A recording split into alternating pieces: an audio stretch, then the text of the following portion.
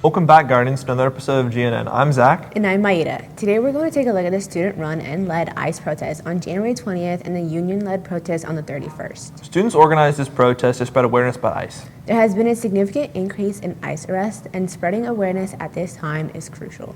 We must address important topics like this so students can stay informed and know when more protests like this are happening. Let's hear from students and staff who were there. I'm Sunny Press, and I'm a senior. My name is Abby Griffin, and I teach English. My name is Marcelina Gallegos, and I'm a junior. I think it's important to show up to protests because it makes our voice heard, and democracy is a big part. It's a founding principle of America, and showing up and making sure people know what you want and what you believe in is important. Protests, especially like the one on Saturday, serve as an opportunity to bring folks together in community in a way that we don't often do. For example, at Saturday's protest, it was a labor march, and there were upwards of 3,000 people downtown attending that demonstration. It serves as an opportunity for both solidarity, learning, and action. I think it's important for these protests to happen because it reminds people that this is not something happening in some faraway place, that it's affecting people right here in our community, and that it's important to stand up individually and use your voice and yourself and your being to protest for what you think is right.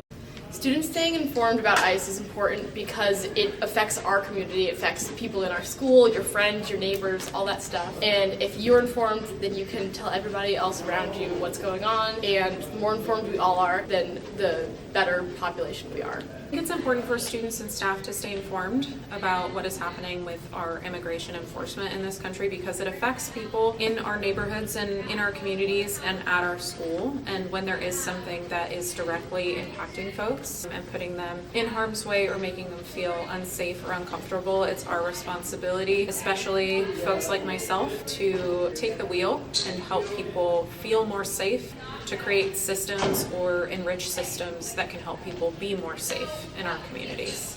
I think when you're informed about things happening, especially with ICE, I think that you can better prepare other people around you for the actual situations that are very much happening right now. Look at the news, look at local news, look at national stuff that's going on. Talk to your friends about it, talk to your families and your teachers, and just keep on top of it.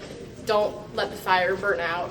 We did do the Know Your Rights lessons earlier this school year to inform both students and staff about what's going on with ICE. I think it is our responsibility to continuously stay up to date with the tactics of our federal government and reasonable responses. I also think that the remedy to fascism in any form is community. So anything that students and staff can do to show up for one another, even in small ways, helps us create some form of community that can combat the horrible things that are happening in our country. More classroom discussions, like having each class just have like a morning discussion, or just any time that they have time to bring up what's really happening in the world and what's really affecting our communities, and especially with such a heavy immigrant community here in Portland, I think it's very important to talk about.